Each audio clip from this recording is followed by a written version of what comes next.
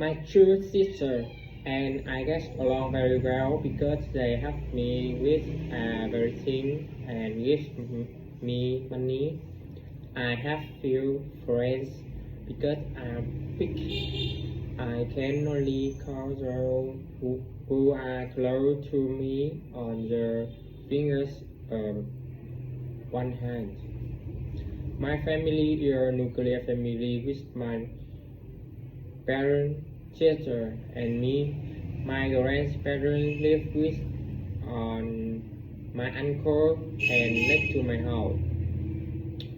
I have been in love with sometime for me for more than 2 years.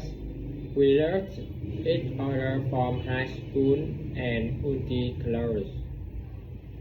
I am more like my father because I really say so.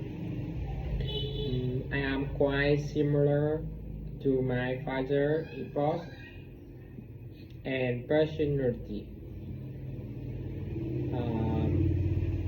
No, because my family goes all together.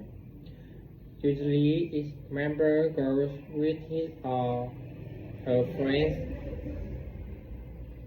I like to sit and watch movies with my family because taking is fun. I like spending time with my family more, especially my mother.